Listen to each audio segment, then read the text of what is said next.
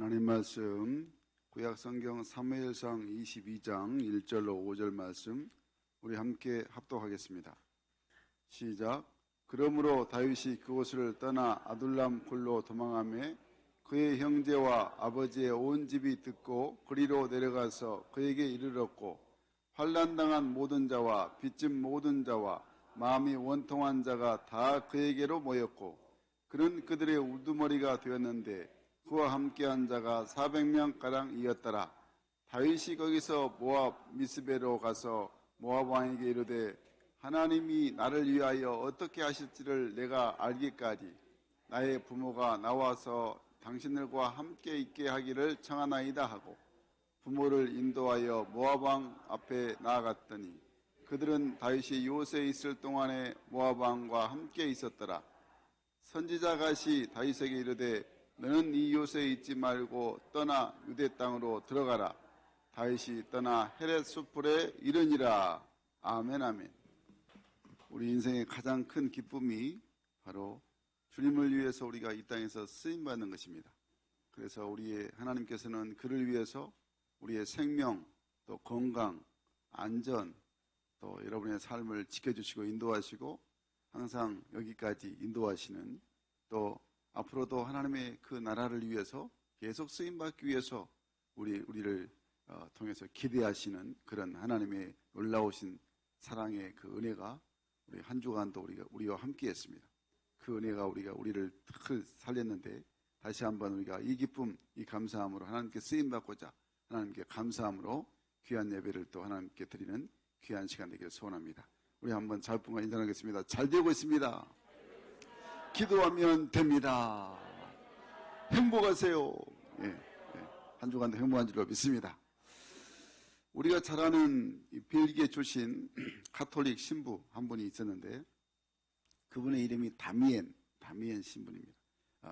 이 사람이 젊어서 신부가 되어서 소명감에 불타올라서 이제 선교부에 찾아가서 나를 필요로 하는 곳이 어디입니까? 라고 이제 선교부에 의탁합니다.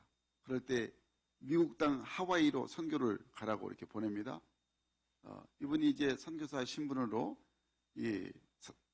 하와이로 가봤더니 하와이 섬 바로 옆에 몰로카이 섬이 있는데 몰로카이 섬은 그 당시 나병 환자들만 보낸 곳이 바로 몰로카이 섬이었습니다.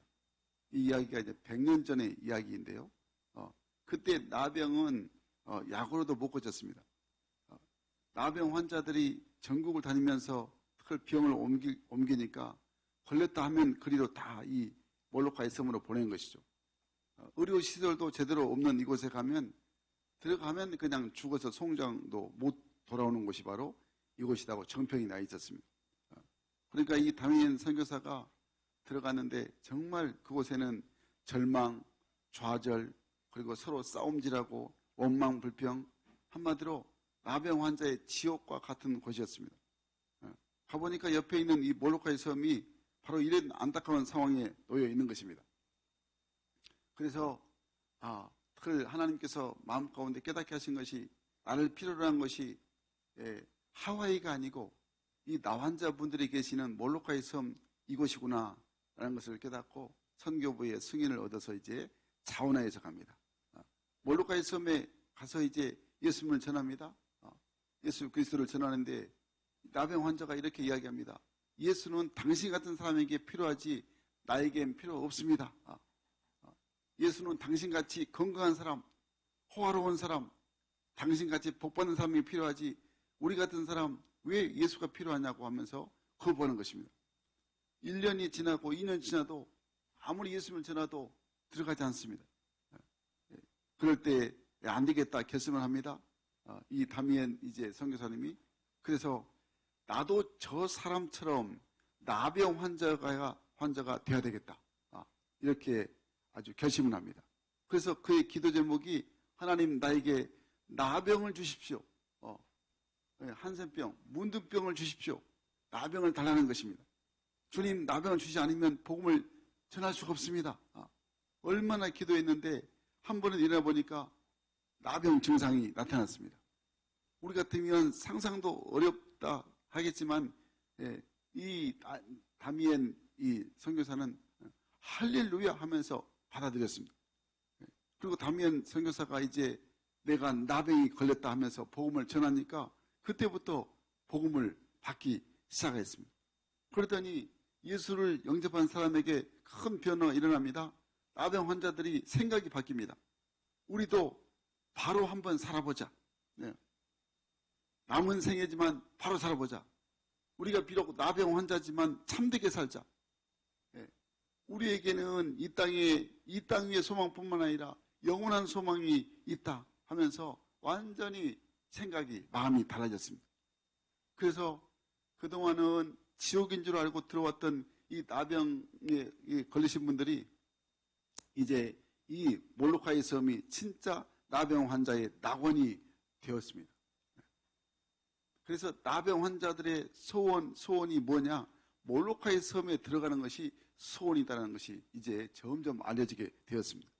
그럴 정도로 많은 변화가 일어났던 것입니다. 사랑하는 여러분, 다미엔 선교사가 나병 환자들이 그 지옥을 나병의 낙원으로 만든 것이 무엇 때문이었습니까? 바로 친구가 되었기 때문인 것입니다. 그들의 동료가 되었기 때문인 것입니다. 같은 처지가 되었기 때문인 것입니다. 우리 주님께서 요한복음 15장 13절 말씀에 사람이 친구를 위하여 목숨을 버리면 이보다 더 큰 사랑이 없나니라고 말씀합니다. 여러분 그렇습니다. 하나님은 당신의 백성 이스라엘에게 하나님의 자녀인 우리에게 어떤 일이든지 무슨 일이든지 예수님의 이름으로 그 십자가의 사랑으로 그 주님이 섬긴 그 섬김으로 하나 되기를 원하고 계신다는 것을 항상 우리가 믿음으로 마음에 새겨야 하는 것입니다. 오늘 본문에 다윗이 이 아둘람 굴에 이제 거기에 이 피난처를 삼을 때에 그곳에 환난당하고 빚지고 마음이 원통한 자들이 다 찾아옵니다. 그럴 때 본인 지금 목숨도 다윗 목숨도 사울왕에게 늘 쫓겨서 언제 죽을지 모르는 신세지만은 그들이 이렇게 찾아오는데 그것도 400명 어마어마한 숫자들이 찾아와서 그를 다윗과 함께하기 원했을 때 다윗의 마음은 먹어도 같이 먹고 싸워도 같이 싸우고 죽어도 같이 죽자. 그래서 이 다음에 나라를 세워도 같이 함께하는 그런 마음을 다윗이 그들과 함께했다는 것을 알 수가 있습니다. 사랑하는 여러분, 정말 이 다윗과 같은 마음이 오늘 우리가 믿음을 가지고 또 세상을 섬기고 또 그걸 장려가지고 새가족을 섬기고 믿지 않는 자를 섬기고 이런 섬기는 마음이 정말 우리 가운데 있을 때에 정말 교회가 오늘 제목처럼 희망의 공동체가 되게 되는 것입니다. 사랑하는 여러분, 정말 진정한 하나님의 자녀들은 섬기는 것입니다. 기도로 섬기고 사랑의 손길로 섬기고 항상 그들에게 진정한 희망의 소식을 전하는 하나님의 자녀가 되는 것, 그게 바로 아둘람의 기적을 이루고 아둘람의 축복을 누리게 되는 이 놀라운 은혜가 임하게 되는 것입니다. 오늘 이 시간 그러므로 정말 교회의 희망 공동체인 이 아둘람 공동체가 되기 위해서 우리가 어떻게 잘 준비해야 되느냐, 오늘 말씀을 통하여 큰 은혜가 임하기를 주의 이름으로 간절히 축원합니다. 먼저 늘 희망의 공동체인 이 교회가 아둘람 공동체가 되기 위해서는 광야로 우리가 가겠다는 그 마음이 있어야 하는 것입니다. 우리 한번 따겠습니다. 광야로 가자. 광야로 가자. 오늘 본문 1절 말씀에 이렇게 말씀합니다. 같이 읽겠습니다. 시작. 그러므로 다윗이 그곳을 떠나 아둘람 굴로 도망하며 그의 형제와 아버지의 온 집이 듣고 그리로 내려가서 그에게 이르렀고. 아멘. 다윗은 사울왕의 칼을 피해서 지금 광야로 도망을 갔습니다. 그 세월이 자그마치 10년의 세월이 지났습니다. 이렇게 광야를 도망 다니니까 너무너무 힘들었는데 잠깐 머무는 곳이 오늘 본문에 나와 있는 아둘람 동굴입니다. 아둘람 굴.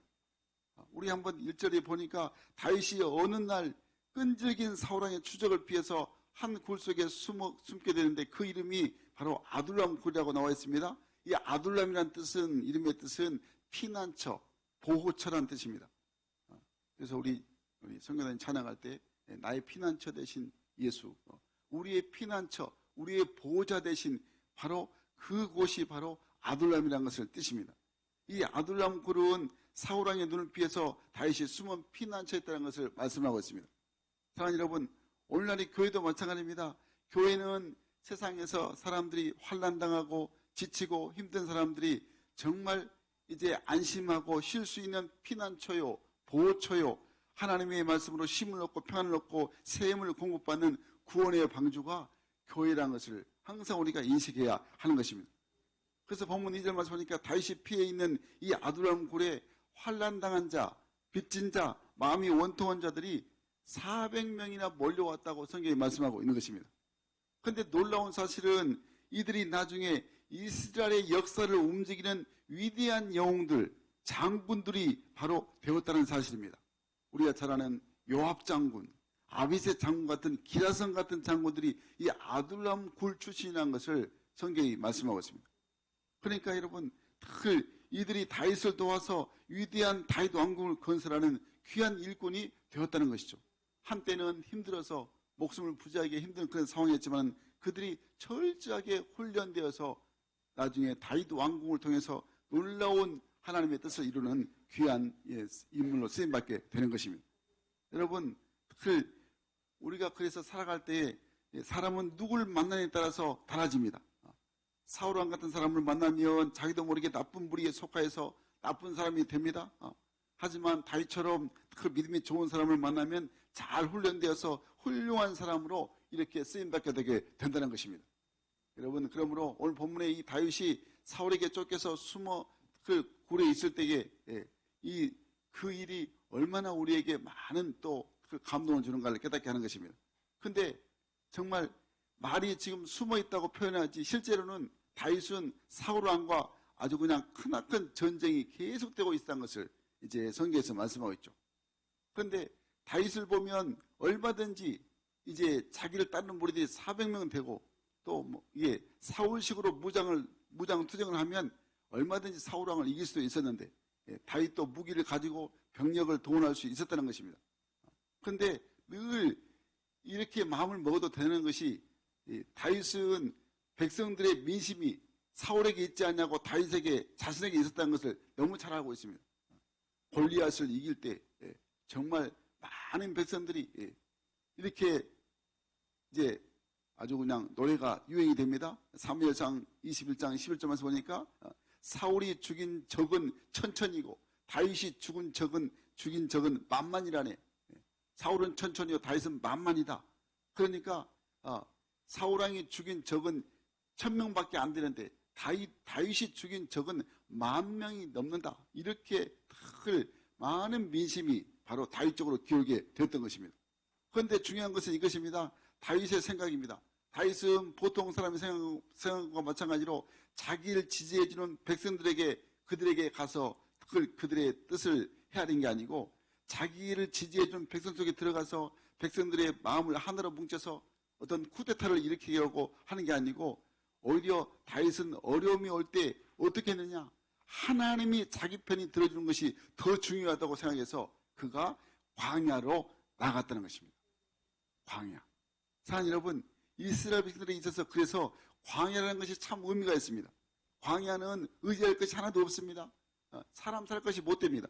그런데 광야로 갔다는 것이 무슨 의미냐면 인간적인 지지, 인간적인 의지할 수 있는 모든 것은 다 끊어버리겠다는 그 결단입니다. 그래서 전능하신 하나님만을 만난다는 이 장소가 광야인 것입니다. 더더욱이 중요한 것은 광야에는 하나님 자녀로서 하나님의 백성으로서 영적인 의미가 있다는 것입니다. 오직 주님밖에 없습니다.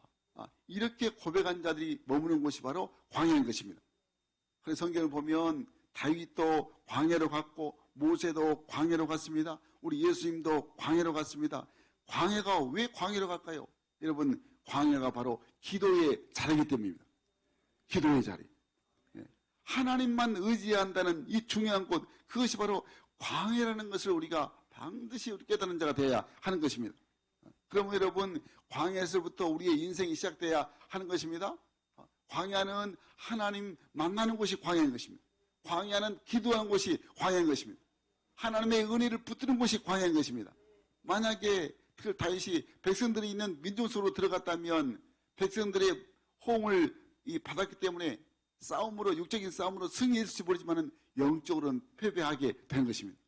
그러니까 사람들에게 잘 보여질 때는 승승장구할지 모르지만은 그의 심령은 완전히 피폐되는 것이 바로 다윗의 모습이었던 거죠.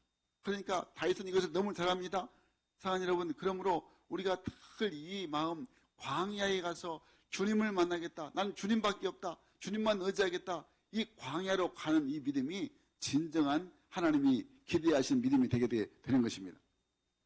여러분, 우리가 좀 믿음 생활을 하려고, 신앙생활을 좀 잘 해보려고 할 때 악한 마귀가 우리에게 준 시험이 뭔지 아십니까?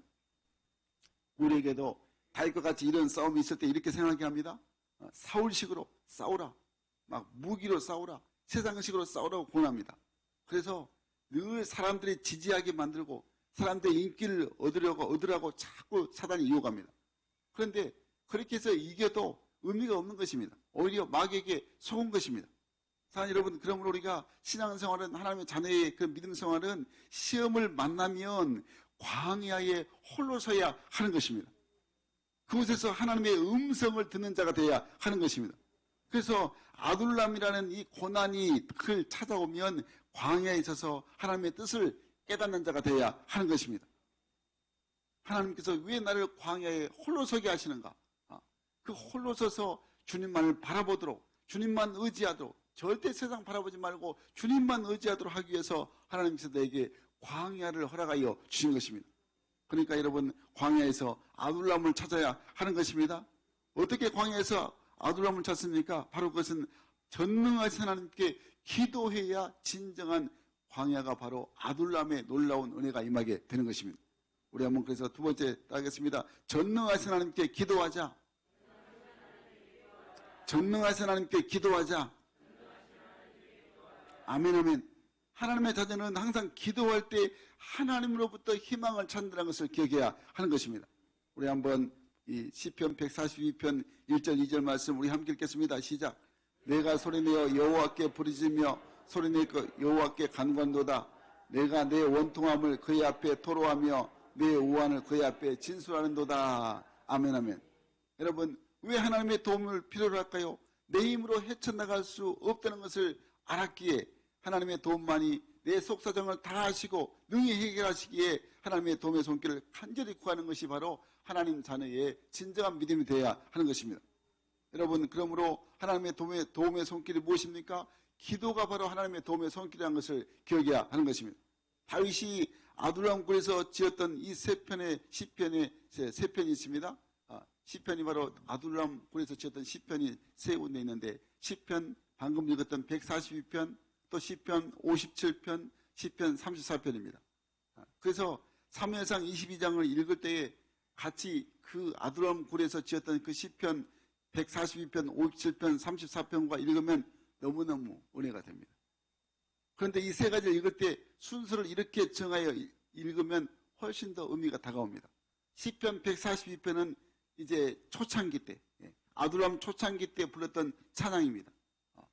여기서는 다윗이 참 힘드니까 맨 그냥 죽는 소리 합니다. 하나님, 저 죽겠습니다. 날 살려주세요. 나 살려주시렵니까? 죽일 것입니까? 하면서 항상 징징거리고 우는 소리를 많이 합니다. 그래서 그냥 울고 싶을 때는 시편 142편을 마음껏 읽으십시오. 그냥 울고 싶어라 할 때는 그때 142편 자꾸 읽다 보면 4절 말씀이 이렇게 나옵니다. 오른쪽을 살펴보셔서 나를 아는 이도 없고 나의 피난처도 없고 내 영혼을 돌보는 이도 없나이다. 더 울고 싶으면 6절 말씀 140편 나의 부르심을 들으소서 나는 심히 비천하나이다. 나를 핍박한 자들에게서 나를 건지소서 그들은 나보다 강하나이다. 정말 나의 피난처가 없다는 것입니다. 이 쉬운 성경으로 보면 더 의미가 생생하게 다가오는데, 나를 쳐다보십시오. 하나님, 나 좀 쳐다보세요. 아무도 나에 대해 관심을 가진 사람이 없습니다. 내가 피할 곳은 아무것도 없습니다. 아무도 나의 생명을 돌본 자가 없습니다. 또 나의 울부짖음을 들으십시오. 내가 어려움 가운데 있습니다. 나를 뒤쫓아온 자들로부터 나를 구해주소서. 이는 그들이 나보다 강하기 때문입니다. 철저하게 이 시편 140편에서 아둘람 굴에서 지었던 이 다윗의 시가 정말 간절한 자신의 마음을 하나님께 호소하고 있습니다. 그러다가 시편 57편을 보면 의미가 달라집니다. 전체적인 내용이 뭐냐면 하나님 앞에 이제 완전히 기도해서 철저히 기도한다는 그 기도의 내용이 담겨 있습니다. 그러니까 하나님만을 의지하는 기도의 시가 바로 시편 57편인데 우리가 잘하는 게 있죠. 시편 이 57편 7절 8절 말씀 보니까 이렇게 말씀합니다. 우리 한번 읽어볼까요? 7절 8절 시작. 하나님이여 내 마음이 확정되었고 내 마음이 확정되었사오니 내가 노래하고 내가 찬송하리이다. 내 영광아 깰지어다. 비파야 수금아 깰지어다. 내가 새벽을 깨우려다. 많이 들었던 말씀이죠. 뭐 찬양으로도 복음성가로도 많이 나옵니다. 그냥 모든 상황 속에서 그런 찬양인데 제목이 내 영혼이 확정되고 확정되었사오니 믿음의 눈을 들어 주를 바라봅니다. 이게 찬양이 있죠. 또 9절 11절 말씀 보니까 이렇게 말씀합니다. 9절로 11절 같이 읽겠습니다. 시작. 내가 만민 중에 주께 감사하오며 열방 중에서 주를 찬송하리이다. 주의 인자는 커서 하늘에 비치고 주의 진리는 곡창에 일어나니 하나님이여 하늘 위에 높이 들리시며 주의 영광은 온 세계 위에 높아지기를 원하나이다. 아멘.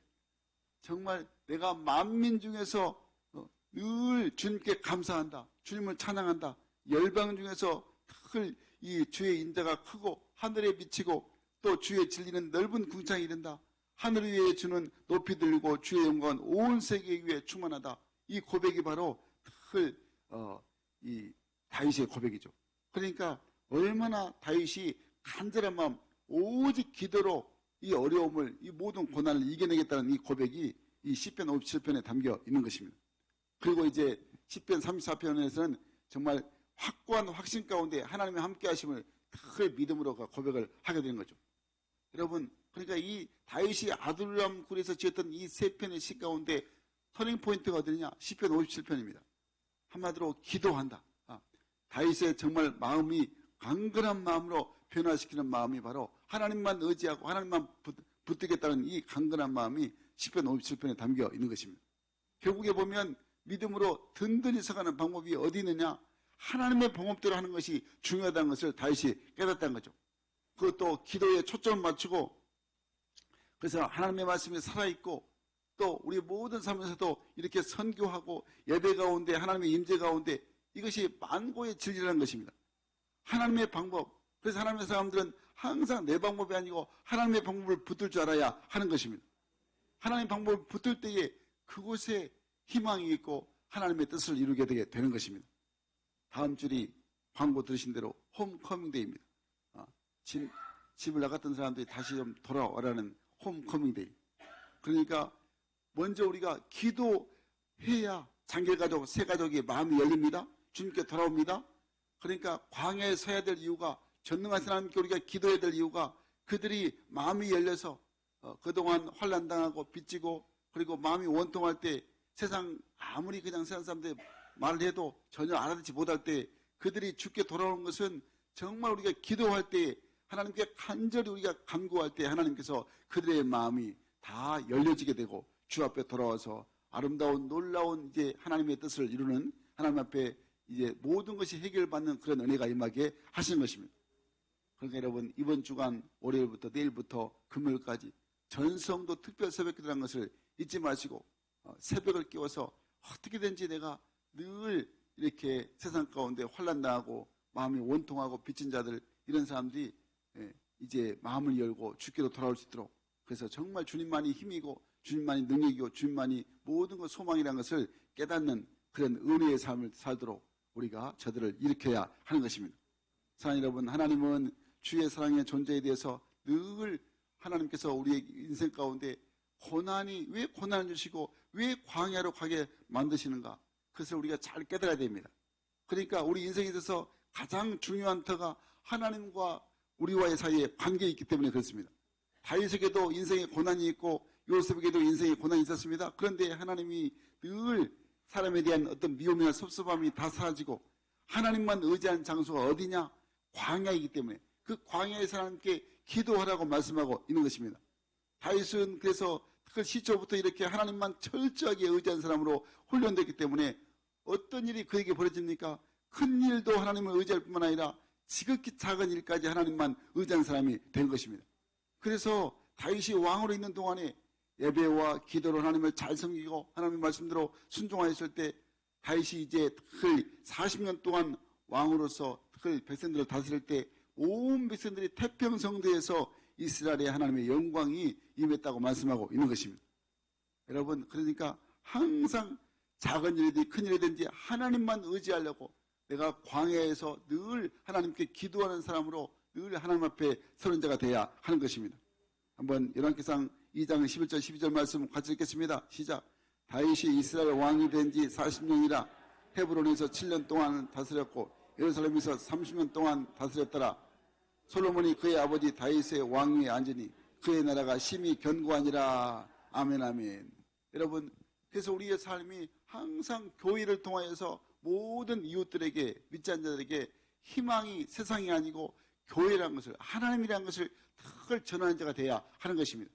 우리가 그들에게 광야에 서서 우리가 기도할 때 정말 주님께서 그의 음성을 우리의 마음을 알아보시고 또 주님께서 우리에게 말씀하십니다. 광야에서 주님의 음성을 듣는 자가 돼야 하는 것입니다. 그럴 때 교회가 희망의 공동체가 되게 되는 것입니다. 그래서 교회가 희망의 공동체일 때 어떤 신앙이 우리가 진정한 주님이 기대하시는 신앙인가를 우리에게 말씀하고 있습니다. 그래서 마지막으로 하나님 앞에서 우리가 성실한 자가 돼야 하는 것입니다. 신앙도 믿음도 삶도 성실한 자가 돼야 됩니다. 우리 한번 하겠습니다. 하나님 앞에서 성실한 자 되자. 하나님 앞에서 성실한 자 되자. 정말 하나님이 우리를 다 알고 계십니다. 우리의 마음과 생각을 다 보고 계시고 감찰하십니다. 우리가 어느 중심을 가지고 어떤 마음을 가지고 예배에 나왔는가 다 알고 계십니다. 그러니까 여러분, 우리의 마음은 하나님 앞에 성실한 삶이 돼야 하는 것입니다. 시편 7편 또 8절 말씀 우리 함께 읽어보겠습니다. 시작. 여호와께서 만민에게 심판을 행하시오니 여호와여 나의 의와 나의 성실함을 따라 나를 심판하소서. 아멘 아멘. 시편 7편을 보면 표제어가 뭐냐면 베냐민 사람과 구시 와의 다툼을 배경으로 합니다. 그러니까 베냐민 사람 구시, 한 사람 구시라는 사람이 있는데 그 사람이 누군가는 정확하게 나와 있지 않습니다. 그런데 한마디로 이름도 없는 지극히 작은 자의 모습이 베냐민 이스라엘 12지파 중에서 가장 작은 지파가 베냐민 지파인데 이 베냐민 지파 중에 작은 자가 구시라는 사람인데 이 사람이 지금 그걸 다윗에게 항의하고 있습니다. 그러니까 이 사울 지파의 베냐민 사람, 지극히 작은 한 사람의 대적이죠. 그러니까 대적까지도 않는 대적이 지금 다윗에게 계속 따져 묻고 있습니다. 그래서 시편 7편 1절부터 다윗이 어떻게 기도하냐면 이렇게 기도합니다. 여호와여 여호와 내 하나님이여 주께 피하오니 나를 쫓는 모든 자에게서 나를 구원하여 주옵소서. 구원하여 주옵소서. 그러니까 다윗이 이 한 사람에게서 이 작은 구시 사람, 이 사람에서 나를 좀 구원해 주소서 이렇게 기도합니다. 번제될 자가 없으면 그들이 나를 사자같이 찢고 뜯을까 하나이다. 이렇게 지금 상당히 다윗이 굉장히 아주 간절하게 기도합니다. 한 사람을 놓고 그렇게 간절히 기도한다는 거죠. 예를 들어서 분명히 우리가 잘 아는 다윗이 골리앗과 싸운다. 그러면 아주 그냥 하나님 앞에 크게 기도할 수 있죠. 하나님, 내가 만약에 지게 되면 사자같이 그냥 저들이 나를 찢고 뜯게 됩니다. 그러니까 나를 건져줘서 그냥 나에게 능력을 주옵소서 이렇게 세게 기도할 수 있는데 근데 지금 이 베냐민 지파의 가장 작은 사람 이 구시라는 사람은 다윗의 상대가 안 되는 것입니다. 상대가 골리앗이라면 다르죠. 근데 베냐민 사람 중에서 가장 작은 사람 이 구시라는 사람과 지금 한마디로 싸우고 있다는 거죠. 그 사람이 항의해서. 그러니까 그 상황은 이미 지금 이 사울 왕조가 망해가는 시기고 그래서 쫓겨나는 시기 때문에 베냐민 지파의 구시라는 이 사람은 성경에 거의 나오지 않는 아주 작은 적입니다. 그런데 이 작은 적과 싸울 때 다윗의 기도를 보면 골리앗과 싸울 때보다도 더 간절하게 하나님 앞에 기도합니다. 사랑하는 여러분, 하나님께서 이 마음을 보시는 것입니다. 큰 일이나 작은 일이나 얼마나 간절하게 하나님 앞에 부르짖는 그 마음을 보시는 것이죠. 이렇게 기도합니다. 하나님께서 함께 해주시 않냐면 이길 수 없습니다. 아니 그냥 자기 수하에 용맹스러운 사람 몇 사람 풀어가지고 그거 뭐 아무것도 아닌 사람 작은 사람 한번 그냥 없애버려라. 그러면 될 것인데 그냥 다윗은 아주 간절하게 기도합니다. 여러분 왜 그렇게 이 다윗의 마음을 하나님께서 원하시느냐? 신앙에서 가장 제일 큰 적이 뭐냐? 자만심이에요. 자만심, 교만. 그러니까 큰 대적과 싸울 때는 아주 그냥 열심히 기도하다가 별거 아닌 일에 기도를 안 한다. 그러면 철저하게 이제 패망하게 되는 것입니다. 이스라엘 백성이 그런 모습이 너무너무 성경에 많이 등장합니다. 우리가 잘 아는 여리고성 전투에서 큰 성이니까 아주 그냥 철저히 기도하다가 아이성 작은 성에서는 기도 안 하니까 교만해서 바로 패배하는 그런 모습이 우리 성경에서 나와 있습니다. 여러분, 행여나 우리의 지금 신앙의 모습이 이 정도 나는 신앙생활을 하고 내가 직분이 있으니까 뭐 이 정도 기도하면 되겠다. 나는 이 정도 하면 되겠다. 어떤 큰 일을 하자 갈 때는 열심히 기도하고 또 작은 일에는 소홀히 하면 절대 그런 모습의 사람이 되어서는 안 되는 것입니다. 여러분, 정말 세상적인 방법을 다 동원해서 내가 어떤 일인지 내 방법으로 하려고 하면 그 방법은 하나님이 기뻐하지 않는 것입니다. 그러니까 오늘 다윗은 철저하게 작은 일이든지 큰 일이든지 하나님만 의지하려는 그런 간절한 모습이 정말 하나님의 마음에 흡족하게 한다는 것이죠. 여러분, 사람은 다 누구나 똑같습니다. 사람은 조금 차이가 있고 환경이 다를 뿐이지 죄 있는 성품을 가진 사람들은 어느 순간에 또 교만해지고 자만해집니다. 그러니까 하나님이 이 다윗의 마음을 아신 것입니다. 하나님은 그러니까 다윗의 이런 자신을 의지하고 싶은 이런 마음, 자신만을 의지하고 싶어서 교만해진 이 마음을 조금만 더 상황이 나아지면 교만해진 마음을 알기 때문에 이 잘못된 신앙을 바로잡기 위해서 다윗을 아둘람 굴에 던진 것입니다. 철저하게 어려운 환경 가운데 하나님만 의지하도록. 그래서 아둘람 굴 이 광야가 철저하게 하나님만 의지하게 만드는 것입니다. 다윗을 성실하게 만드는 것입니다. 주님 앞에 늘 온 마음을 다해서 주님과 하나 되는 마음을 교통이 있게 만드는 것이죠. 하나님께서 그런 의로 광야로 우리를 항상 힘들고 어려운 일이 있을 때 하나님이 나를 광야로 보내신다는 것을 기억해야 하는 것입니다. 그 광야에서 하나님께 간절히 기도하고 하나님만 바라보고 하나님만 의지할 때 진정한 희망의 공동체가 되게 되는 것입니다. 이진희 목사님이 쓰신 광야에 관한 책이 있습니다. 광야를 읽다, 광야를 살다, 가난에 거하다, 이 세 책이 있는데 제가 광야를 읽다라는 지금 책을 읽었습니다. 인터넷 교보문고에서 사서 읽었는데요. 그분의 그런 포인트가 이런 내용이 쓰여 있습니다. 광야는 풀 한 폭이 나무 한 그루 자라지 않는 곳이다.